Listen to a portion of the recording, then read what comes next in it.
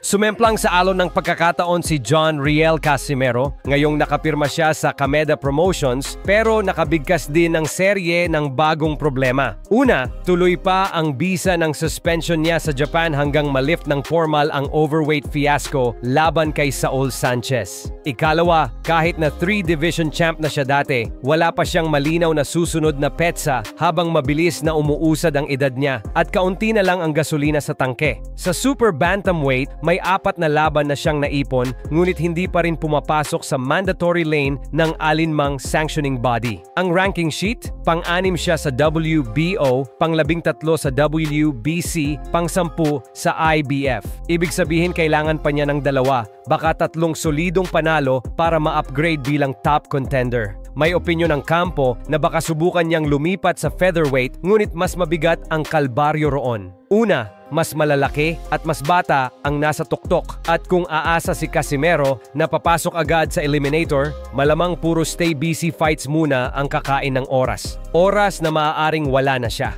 Habang umuusad ang buwan, lumalaking tanong, kaya pa ba ng kanyang eksplosibong kanan na idikit sa mas natural na 126-pounder? Mahirap pero hindi imposible kung mananatili siyang aktibo at maka-score ng highlight knockout na papansin sa ranking panel. Ganito kabigat ang hamon. Kailangan niyang mag-string ng sunod-sunod na panalo, ideally laban sa top 15 upang mapuwersa ang sanctioning body na bigyan siya ng mandatory slot bago pumatak ang edad na 38. Tandaan, hindi tulad ni Manny Pacquiao o Nonito Donaire na nakakuha ng late career magic, hindi ganito kalawak ang fanbase ni Casimero para diktahin ang market. Kaya bawat laban ngayon ay elimination, hindi exhibition. Samantala, sa other side of the globe, umaandar ang higanteng super fight. Isang buwan na lang at maglalakad sa Allegiant Stadium ang naglalakihang pangalan nina Saul Canelo Alvarez at Terence Bud Crawford, isa sa mga pinaka-nakakapukaw na matchups ngayong dekada.